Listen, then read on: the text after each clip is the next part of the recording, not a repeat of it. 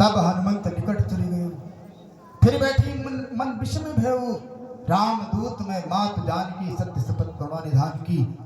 जैसे प्रभु का वो पावन दिव्य नाम बताया कि मैं कृपा निधान का सेवक हूं, अनुचर हूं। शपथ खाई सत्य शपथ करुणा निधान की। जो करुणा निधान पावन नाम सुना मैया जानकी ने, मैया जानकी के सिवा कोई जानता ही नहीं था, तो समझ गई राम जी ही हमारे प्रभु बताए, तभी तो उनको पता, तब विश्वास हुआ। इस प्रकार से काफी देर तक वार्तालाप हुई। हनुमान जी ने अपने विकराल स्वरूप को भी दिखाया। सीता मैया को विश्वास हो गया कि अब हमारे प्रभु हैं। हनुमान जी ने कहा मुझको भूख लगी, मैया आशीर्वाद दो।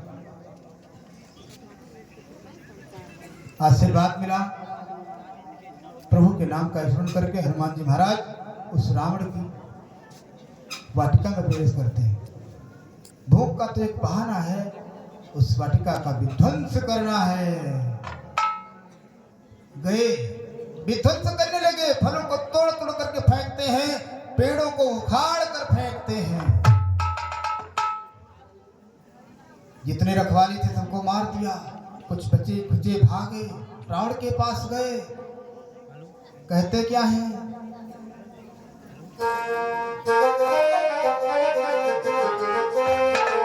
कि स्वामी आया है, कि इसे एक वाटिका उजाड़ रहा है।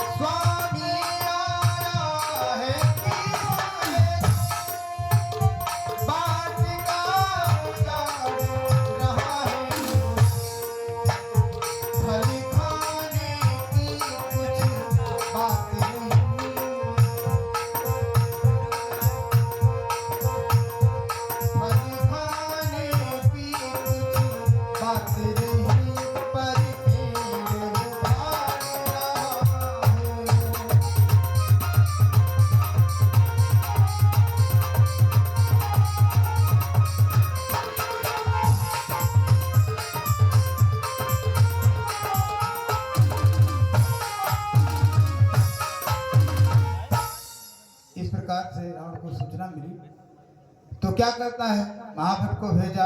हनुमान जी इसको भी मार गिराए। रावण ने कहा आपकी बार अक्षय कुमार तू जा। अक्षय कुमार गया। अक्षय कुमार को भी हनुमान जी महाराज काम खत्म करते हैं। कैसे? इस बार क्या ऐसा गर्जन कि अक्षय का कलेजा दहल उठा। मुष्टिका का प्रहार उसकी छाती पर करते हैं, फिर पैर रख करके उसके प्राणों को खींच लेते हैं। इस प्रकार से अक्षय कुमार का अंत हुआ। रावण को पता चला। रावण सोच नहीं रहा, उसने तुरंत मेघनाद को भेजा। मेघनाद आया तो हनुमान जी को तुरंत ब्रह्मफाश में बांध लिया। ब्रह्मा का आदर करके हनुमान जी चले गए। अब वहां जैसे सभा में पहुंचे तो हनुमान जी ज्ञानांजन की सलाह ही रावण को दे रहे हैं। लेकिन रावण कहता है कि अरे ये कभी ये बानर कब से ज्ञानी हो गए हैं, हमको ये ज्ञान दे रहा है। इसको इसका असर तुरंत काट दो। विभीषण जी आ गए कि ऐसा है, दूत है, इस प्रकार से मारना अच्छी बात नहीं, कोई दंड दे सकते हो। तब तक हनुमान जी विचार करते हैं पता नहीं कौन सा दंड दे दे। तो हनुमान जी अपनी पूंछ को घुमाने लगे। तो रावण कहता है इसकी पूंछ में आग लगा दो। जब तेरी पूंछ से जाएगा तो राम जी को लेकर आएगा साथ में। तो कपड़ा बंधने लगा उनकी हनुमान जी की पूंछ में। जितना लंकापुर में कपड़ा था सब बंध गया, जितना घी तेल था सब बंध गया, क्योंकि हनुमान जी ने अपनी पूंछ को बढ़ा दिया। पूरी लंकापुरी में प्रत्येक घर के दरवाजे के पास गली में हनुमान जी की पूंछ दिखाई दे रही है। कपड़ा का अकाल हो गया, तेल का भी अकाल हो गया, घी का भी अकाल हो गया। ऐसी स्थिति आ गई कपड़े की कि अगर कोई मर जाए तो उसके लिए कपड़े का प्रबंध नहीं होता। घी तेल का ऐसी स्थिति आ गई कि दाल सब्जी बनाने के लिए भी तेल और घी नहीं रहा।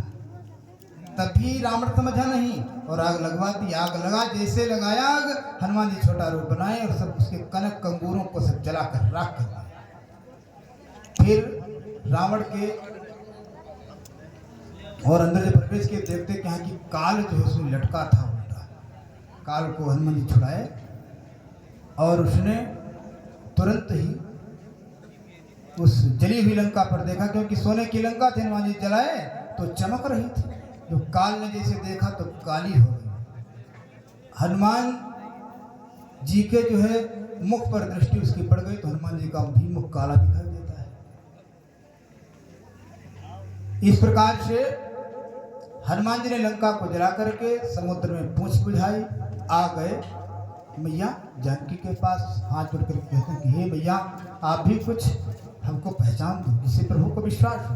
तो चूड़ा मणि उतार तब देव हर समेत पहुंच गए।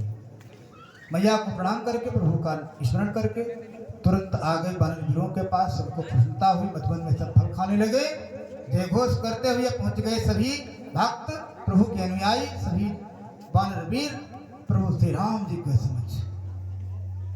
जामवंत जी ने पूरी जामवंत जी को हनुमान जी पर कार्य कुशल सही वानर वीर जामवंत जी को सुना दिए। जामवंत जी जाकर राम जी को सुना दिए। राम जी प्रसन्न हैं, हनुमान जी प्रभु के चरणों में पड़े हैं और उठा रहे हैं, उठ नहीं रहे। लास्ट में उठे तो कहते हैं राम जी की हे हनुमान तूने तो बहुत बड़ा काम किया। सुन सुत तो ही उर्ण मैं नाही, देखो कर विचार बनवाए।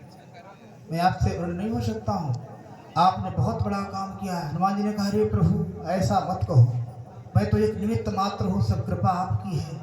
अगर आप हमारी बढ़ाई करोगे तो कहीं हमारे अंदर अहंकार हो जाएगा तो मैं गिर जाऊंगा। हे प्रभु ऐसा मत कहिए, मैं कुछ नहीं किया। तो इस प्रकार से लंका जलकर राख हो गई। रावण फिर विश्वकर्मा जी से निवेदन किया, विश्वकर्मा जी ने फिर वैसे चमका दिया। विश्वकर्मा जी से रावण बोला कि जो इच्छा हो मांग लो। विश्वकर्मा जी ने कहा कि मांगना कुछ नहीं है, अब आप हमसे लंका का निर्माण करने के लिए मत कहना, यही मांग रहा हूँ। बोले श्री वहां के बिहारी लेगी। तो इस प्रकार से राम मंदिर में बड़ा प्रसन्नता है। अब प्रभु राम जी तैयारी बना रहे हैं लंका जाने के लिए। आगे सब बढ़ गए हैं और पहुंच कहाँ गए हैं, समुद्र के किनारे। समुद्र के तट पर सभी वानर वीर प्रभु के साथ विराजमान हैं। और इधर हमारे भक्त ध्यान दें, रावण के ऊपर इतना कष्ट हुआ, अर्थात उसका बेटा छेक मार मारा गया, लेकिन उसको कोई प्रभाव नहीं पड़ रहा है। अब हमारे भक्त ध्यान दें, जब प्रभु समुद्र के पास है, अब समुद्र देवता से राम जी निवेदन करते हैं कि हे समुद्र देवता हमको लंका तक जाने का मार्ग प्रशस्त कराइए, लेकिन वो माने नहीं सुने। तो लक्ष्मण जी ने कहा प्रभु ऐसे काम नहीं चलेगा, और ऐसे सरलता से हर काम नहीं होते हैं। प्रभु राम ने कहा कि रुको तो, धैर्य धरो। इतने में सब व्यवस्था हो ही रही थी कि इधर लंका का हाल सुने। विभीषण जी रावण के पास आए और ज्ञान की बातें करने लगे कि ऐसा है कोई साधारण नहीं, आप जिनको लड़का कहते हो, तपसी कहते हो, वो साधारण नहीं, वो ब्रह्म के अवतार है। लेकिन रावण कहाँ मानने वाला।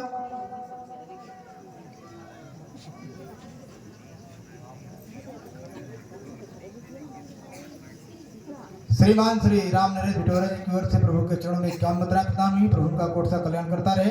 बोले श्री राघवेंद्र सरकार की। विभीषण जी खूब समझाते हैं। तो रावण कहता है कि अच्छा भोजन मेरा करते हो, गुणगान तपस्वियों का करते हो। मम पुर बस तपस्विन पर प्रीति, सठ मिल जाए तिन्हीं को नीति। उन्हीं को ज्ञान देना और अस कहीं किन्हीं चरण प्रहारा, अनुज गहे पदबार ही बारा। फिर भी समझाते हैं विभीषण जी, उसने देश से निकाल दिया कि भाग जाओ यहाँ से। अब प्रभु के पास आ गए समुद्र के किनारे। उस समय हमारे भक्त ध्यान दें, वानर वीरों ने कहा कि ऐसा है लंका से एक निशाचर आया हुआ है, अपने को विभीषण बता रहा है। हनुमान जी सुने रे उनको आने दो। सुग्रीव कहता कि अरे प्रभु वो रावण का भाई है, मेरा तो मन है कि उसको वहीं से भगा देना चाहिए, उसको वहीं मरवा दो। हनुमान जी की बात को सुनकर के तुरंत ही प्रभु क्या कहते हैं उस समय, क्योंकि हनुमान जी ने परिचय करा दिया था विभीषण जी का।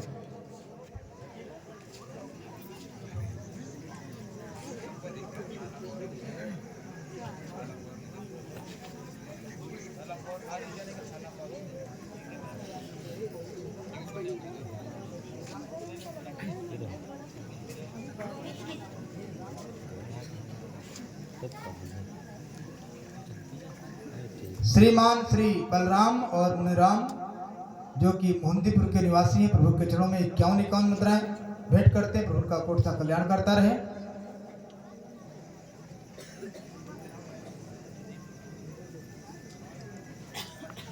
श्रीमान श्री कन्हैया जी की ओर से जो भिटौरा के ही निवासी हैं, प्रभु के चरणों में 51 मुद्राएं प्रदान करते हैं। प्रभु का कोट सा कल्याण करता रहे। बोले श्रीमान के बिहारी लाल की। तो हनुमान जी ने भीतर जी का परिचय राम जी को करा ही दिया था। कैसे?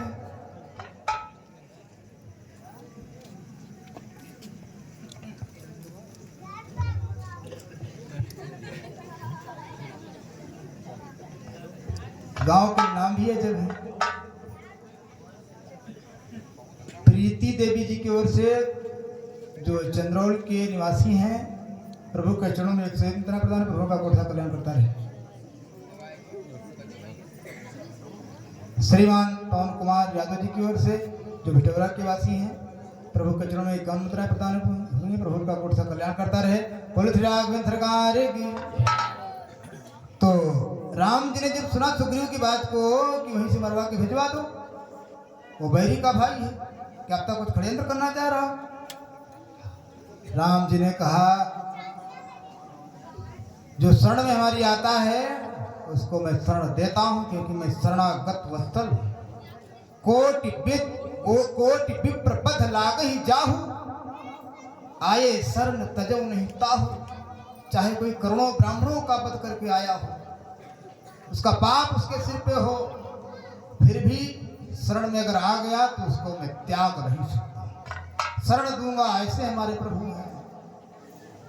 तब भी अगर आप लोग शरण में नहीं जाएंगे प्रभु के, तो कैसे काम चलेगा? प्रभु के शरण में जब जाओगे तभी तो उनकी कृपा बरसेगी आपसे भक्तों के ऊपर। शरण में जाओगे नहीं तो कृपा से वंचित रह जाओगे। कृपा से वंचित अगर हो गए तो नाना कष्टों को झेलना पड़ेगा। बोले श्री राघवेंद्र सरकार की। विभीषण जी को बड़े आदर के साथ बुलाया गया। विभीषण जी आए प्रभु के पास, प्रभु के चरणों में मस्तक रख दिए। कहते हैं प्रभु आज आपके दर्शन करके मेरा जीवन धन्य हो गया। बहुरी कहते हैं कि बहुरी राम छवि धाम बिलो की रहो ठटू की एकटक पल रोकी। जिस प्रकार से राजा जनक जी ने प्रथम बार राम जी को देख करके विश्वामित्र जी से कहा था कि इन्हीं बिलोकत अति अनुरागा,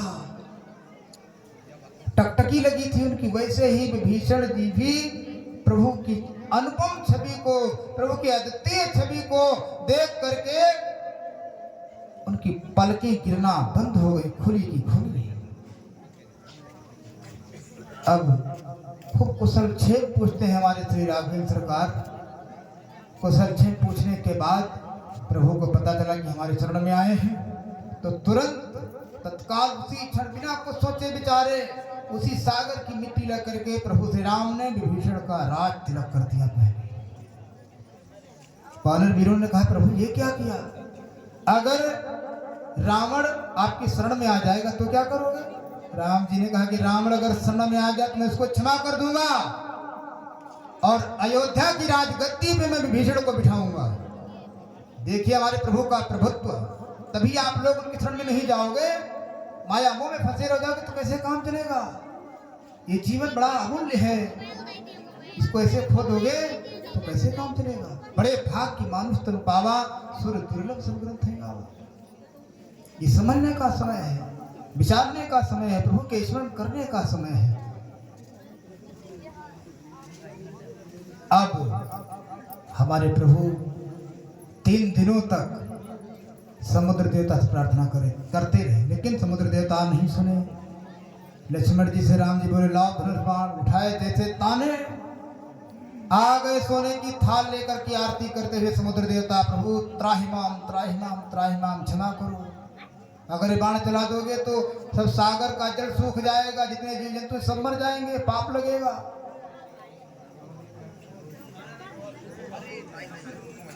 श्रीमान श्री सरोज कुमार जी की ओर से, जो गुड़गौरा के वासी हैं, प्रभु के चरणों में एक काम प्रदान करते हैं। प्रभु का कोटसा कल्याण करता रहे, बोले श्री राघवेंद्र सरकार की। तो इस प्रकार से विभीषण जी शरण में आ गए हैं और ये समुद्र देवता भी त्राहिमाम हो गए, बाण तान दिए। क्या करें, समुद्र देवता ने कहा प्रभु कृपा करो, ये बाण उत्तर दिशा में छोड़ दो, उत्तर दिशा में हमारे शत्रु हैं। प्रभु ने कृपा किया और छोड़ दिया। इस प्रकार से उन्होंने ये उपाय बताया। समुद्र देवता ने राम जी से कहा कि ऐसा है, आपकी सेना में 2 वानर वीर हैं जिनका नाम है नल और नील। वो कपि विश्वकर्मा के पुत्र हैं, उनके अंदर बहुत बड़ा गुण है, उनके हाथ का छुआ हुआ पत्थर डूबेगा नहीं, तो आप पत्थर का सेतु बनाइए हमारे समुद्र के ऊपर। ऐसा कह करके वो चले गए। अब इतना समय नहीं है, समय का बहुत अभाव है। उनको कब ये श्राप वरदान के रूप में तो अब काम करता है, लेकिन मिला था श्राप ही, सभी भक्त जानते ही। कितने भक्तों को पता है नल नील को जब श्राप मिला था किस लिए मिला था? थोड़ा हाथ उठाएं। मात्र 1 लोग।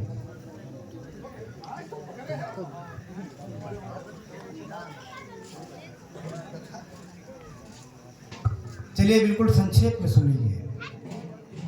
नल नील जो कपि विश्वकर्मा जी के पुत्र हैं, ये जब अपने गुरुकुल में पढ़ते थे तो गुरु जी इनको अपने शालिग्राम भगवान जी को सेवा करने का भी मौका दिए थे। कहते हैं गुरु कृपा करता है, तो ये नित्य प्रति सेवा करते थे और नदी में जाके स्नान कराते थे सकल शालिग्राम जी को।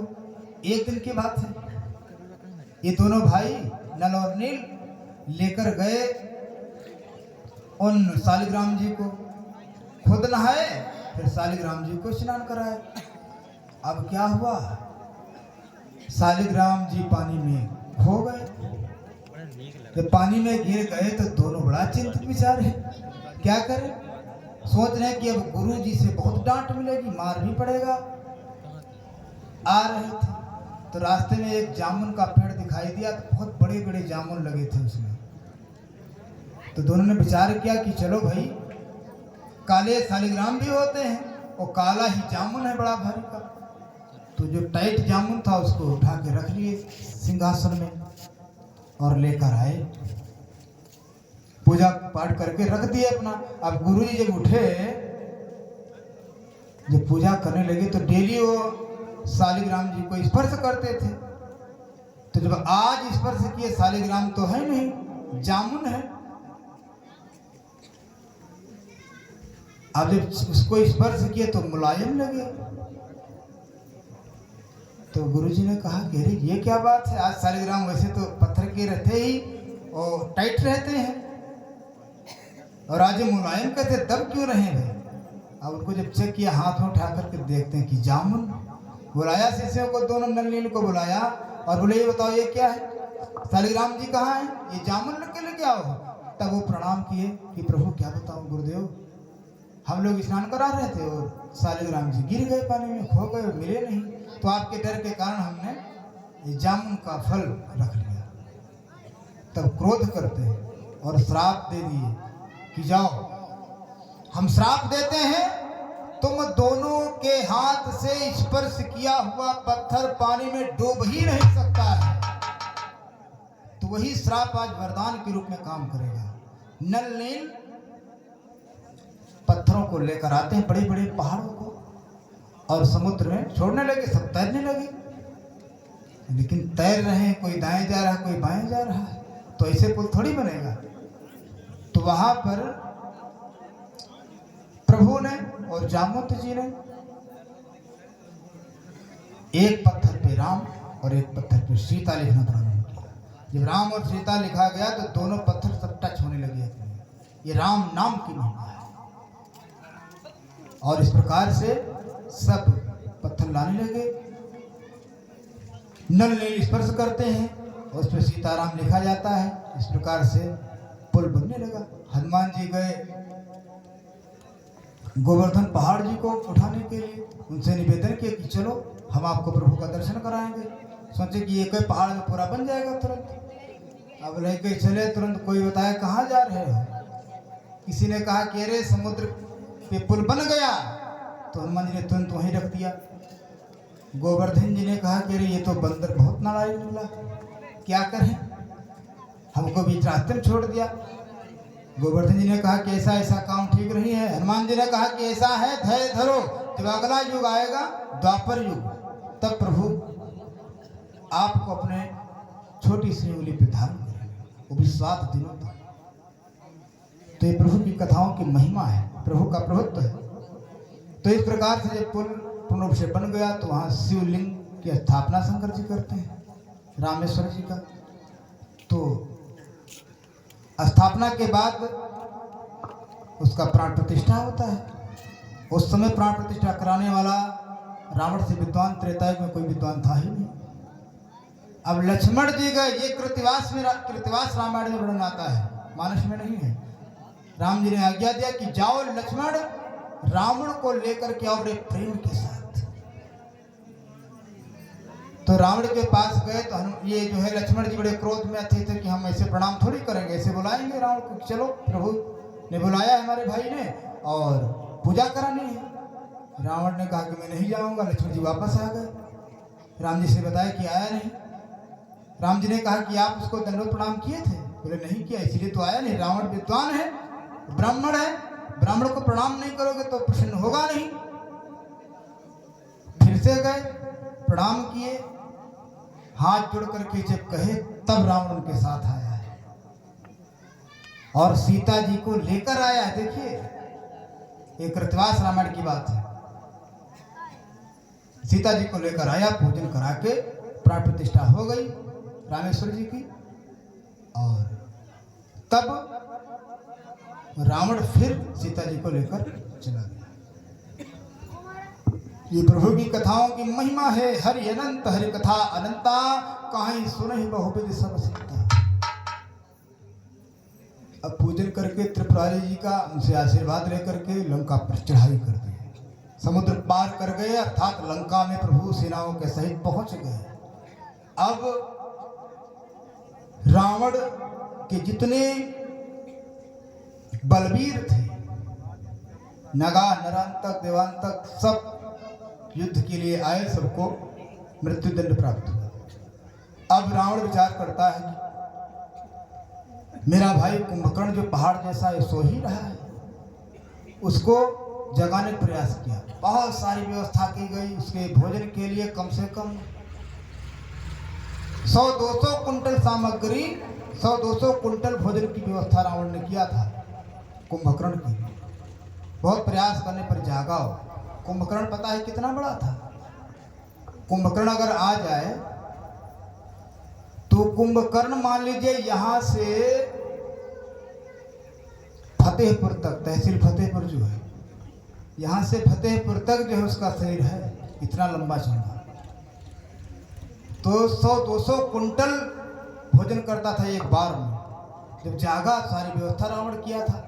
रावण के पास इतना धन बल था, भोजन का प्रबंध था, और कौन करा पाता?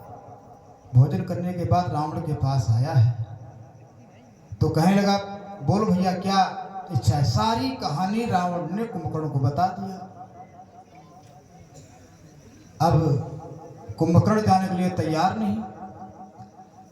रावण ने कहा कि तुम तो सोते ही रहते हो, 6 माह तक सोते हो, एक दिन जागते हो, ऐसे जीवन से क्या फायदा? क्या कहा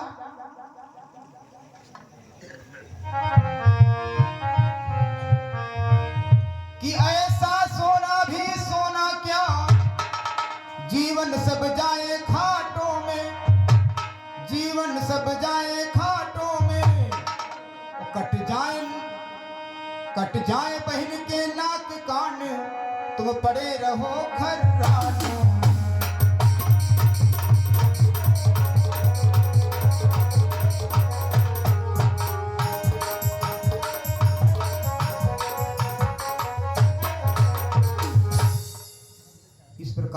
मनोबल बढ़ाया उसका।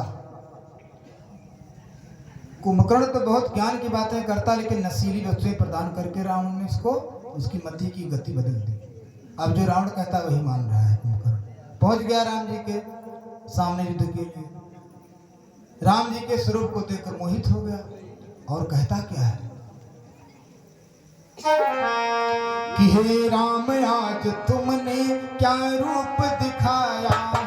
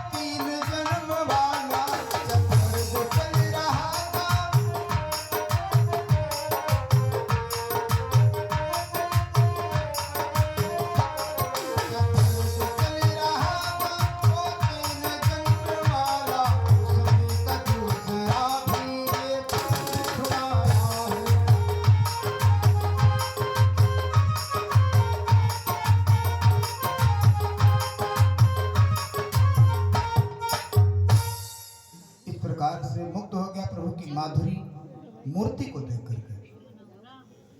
प्रभु ने विचार किया कि अगर मोहित हो जाएगा तो कैसे काम चलेगा। मति की गति बदला और वो युद्ध करने लगा। अब राम जी ज्यादा खेल नहीं खिला रहे। एक बाण मारा कि उसकी दोनों भुजा कट गई, दूसरा बाण मारते उसका सर कट गया, तीसरा बाण उसके कमर पे मार दिए। इस प्रकार से पूर्ण रूप से कुंभकर्ण का अंत हुआ। जब रावण ने सुना देखा कि उसका पहाड़ जैसा भाई कुंभकर्ण मारा गया युद्ध में, तब उसको क्षति हुई, दुख हुआ, रोने लगा।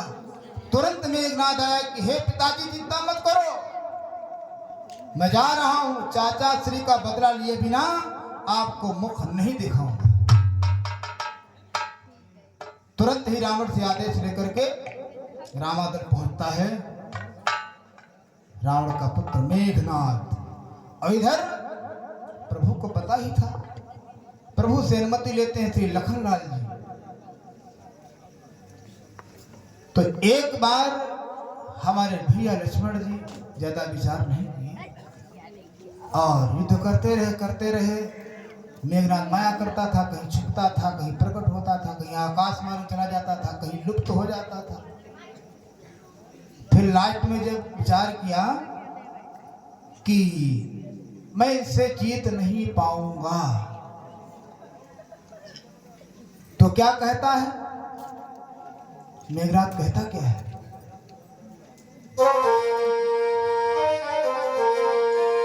कि अब तक मैं खिलाता था तुमको, अब खा जाने की बारी है।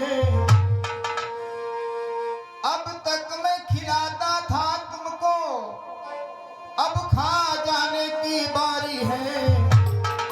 ऐसे शक्ति बाण का रूप धार आ पहुंची मृत्यु तुम्हारी है।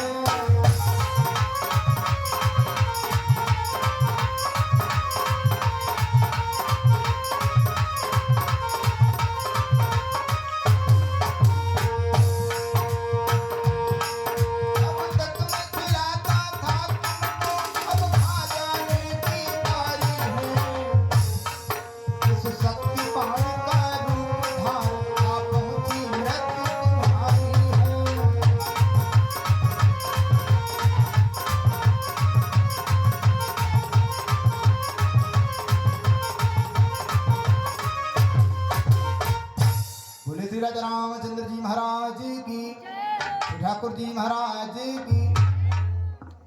ऐसा कह करके जब रावण का पुत्र मेघनाद परास्त होने लगे विभीषण श्री लक्ष्मण जी से, तो ब्रह्म शक्ति का वार कर दिया लक्ष्मण जी के ऊपर।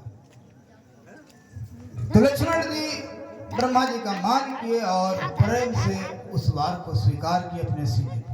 देवता लोग कहने लगे धन्य है, युद्ध क्षेत्र में भी इतना मान सम्मान ब्रह्मा जी को मिल रहा है, और मूर्छित हो गए। उसी वक्त तुरंत मेघनाथ रथ से उतर करके सोचता कि लो हम लक्ष्मण को उठाकर ले जाएं, अपना बल पिता को दिखाएं कि देखो हमने किस प्रकार से लक्ष्मण के प्राणों का अंत किया है। लेकिन ब्रह्म शक्ति तो चलाती है, लक्ष्मण जी उसका मान किए, नहीं तो खंडित करते तो ब्रह्मा जी का अपमान होता। इसलिए और उठाने का प्रयास किया, जब मेघनाथ तो हिला नहीं पाया। तो हमारे भक्त ध्यान दें, लक्ष्मण जी शेषावतार हैं, पूरे ब्रह्मांड को रोकने की शक्ति जिनके पास है। लक्ष्मण जी की ये जो वजनाई है, ये 3 जगहों पर काम किया है। कहां कहां पर? पहली, जब राम जी धनुष तोड़ने लगे थे तो पूरे ब्रह्मांड को लखनलाल जी रोक लिए थे, नहीं तो इतना तहलका हुआ था, इतना शोर हुआ था, इतना कंपन हुआ था, पृथ्वी नष्ट हो जाती। और दूसरी बार, अब जब लक्ष्मण जी को ब्रह्म शक्ति लगी है, मेघनाथ उठाया, लेकिन ये शेष भगवान का ही शक्ति काम कर रही है। और तीसरा भी भक्त हमारे सुनेंगे, जब जिस समय बाली पुत्र अंगद जी रावण की सभा में अपने पैर को जमाएंगे, सारे वीर योद्धा उठाएंगे, पैर को हिला नहीं पाएंगे, लास्ट में रावण उठेगा, तब अंगद जी हटाते हैं। तो 3 जगहों पर श्री शेष भगवान की वजनाई काम किया है। पूरा बल लगा दिया एड़ी से चोटी तक का, लेकिन उठा नहीं पाया, चला गया शर्मा के। तुरंत देखा कि हनुमान जी महाराज आए और जय श्री राम कहकर के उठा लिए। रामा दल में पहुंचे राम जी के पास। राम जी ने देखा कि मेरे छोटे भाई घायल हो गए, तो बड़ा दुख हुआ और विलाप करने लगे।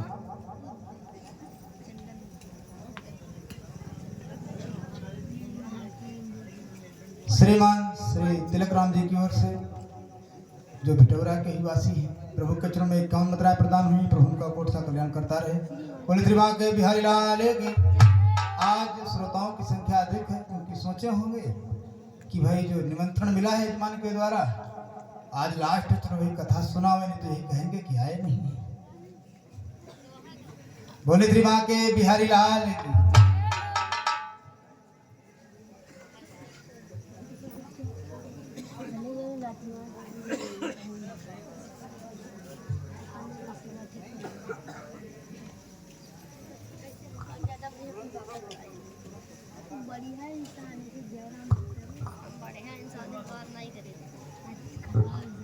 तो हमारे भक्त थोड़े ध्यान से सुनेंगे। राम जी विलाप करने लगे। सभी 12 वीर क्या कहते हैं, बड़े बड़े योद्धा प्रभु के।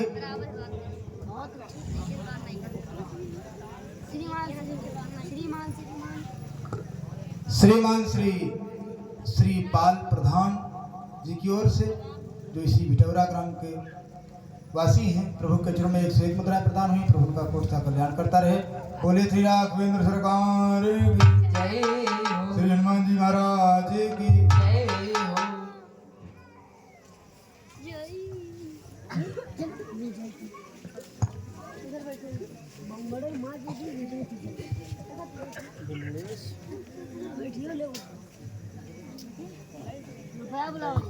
श्रीमान श्री सुरेंद्र कुमार शुक्ला जी की ओर से, जो इसी गांव के वासी हैं, प्रभु के चरणों में 51 मुद्राएं प्रदान की। प्रभु का कोट सा कल्याण करता रहे।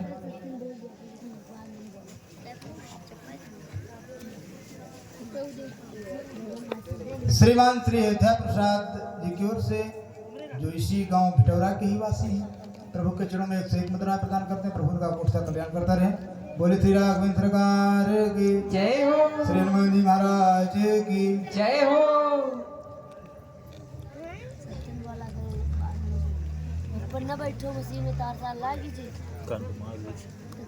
श्रीमान श्री गोलू जी की ओर से, ग्राम भागीपुर के वासी हैं, प्रभु के चरणों में 101 मुद्रा प्रदान करते हैं। प्रभु का कोट सा कल्याण करता रहे।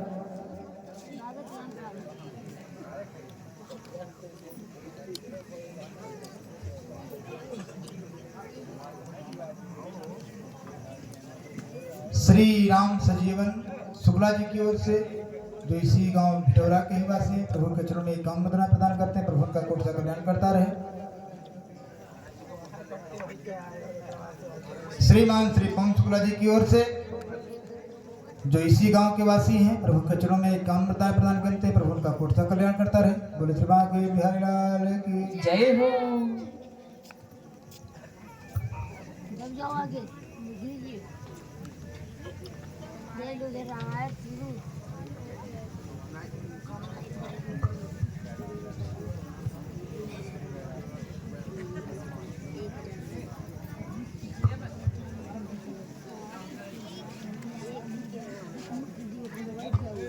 श्रीमान श्री कैलाश जी की ओर से जो इसी गांव के वासी प्रभु के चरणों में एक काम मुद्रा प्रदान करते हैं। प्रभु का कोट सा कल्याण करता रहे। श्रीमान श्री हनुमान प्रसाद यादव जी की ओर से जो इसी गांव के वासी हैं, प्रभु के चरणों में एक काम मुद्रा प्रदान करते हैं। प्रभु का कोट सा कल्याण करता रहे।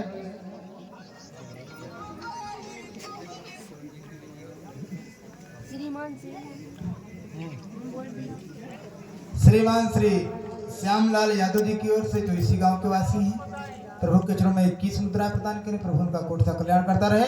बोले श्री राघवेंद्र सरकार की जय हो। श्री हनुमान जी महाराज की जय हो। तो अब हमारे भक्त ध्यान दें। सब रोने लगे और कहते क्या है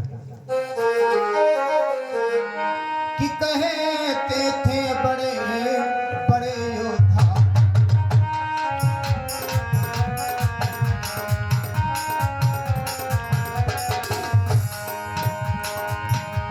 कहते थे बड़े बड़े योद्धा,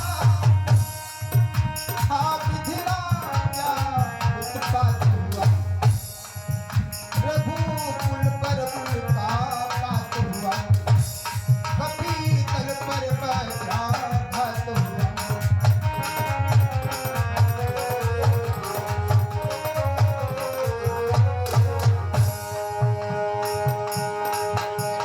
जब राम नहीं तो विजय कहाँ, जब विजय नहीं तो सिया कहाँ, जब सिया नहीं तो दूसरे कहाँ।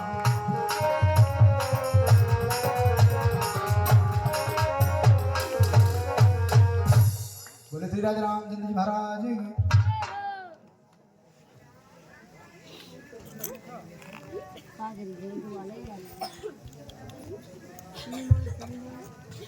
श्रीमान श्री शंकर लाल जी की ओर से, श्रीमान श्री रोहित सिंह जी की ओर से जो इसी गांव के वासी हैं, 101 मुद्रा प्रदान करते हैं। श्री राघवेंद्र सरकार उन पर सदैव कृपा की दृष्टि बनाए रखें। बोले श्री राघवेंद्र सरकार की जय हो।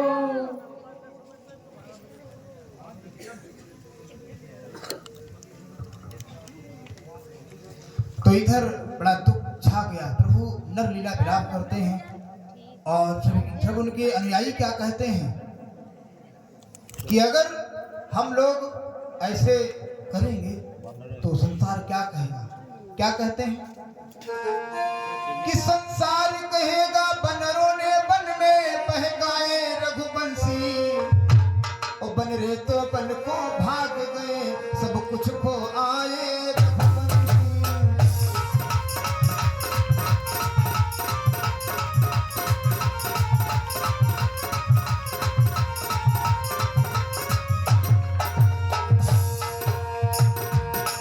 संसार कहेगा बनरों ने, संसार कहेगा बनरों ने वन में बहकाए रघुवंशी, बन रहे तो बन को भाग गए, सब कुछ खो आए रघुवंशी।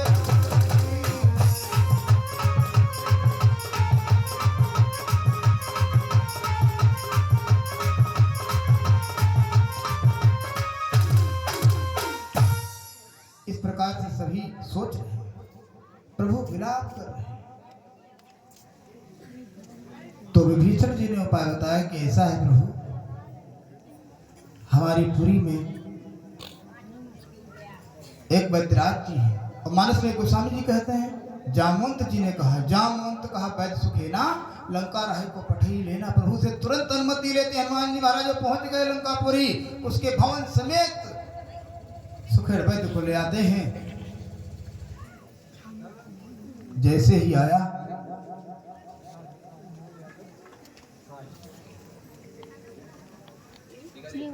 श्रीमान श्री अनमोल यादव जी की ओर से, जो सायपुर के वासी हैं, प्रभु के चरणों में 51 मुद्रा प्रदान हुई है। प्रभु उनका कोट सा कल्याण करता रहे। बोले से ठाकुर जी महाराज की। तो हनुमान जी तुरंत ले आए जब, तो कवि की परिकल्पना है अभी कहाँ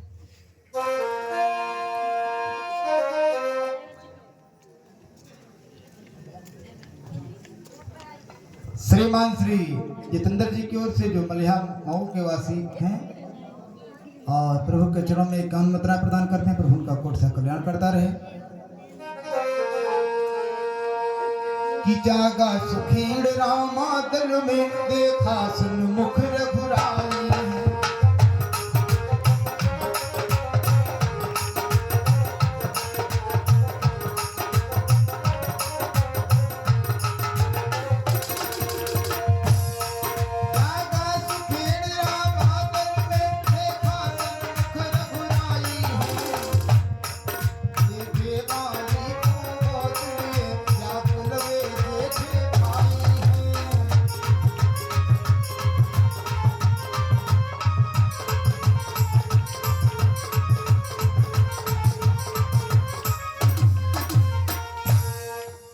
इस प्रकार से जब रामा दल में जागा, देखा प्रभु को बड़ा दुखी।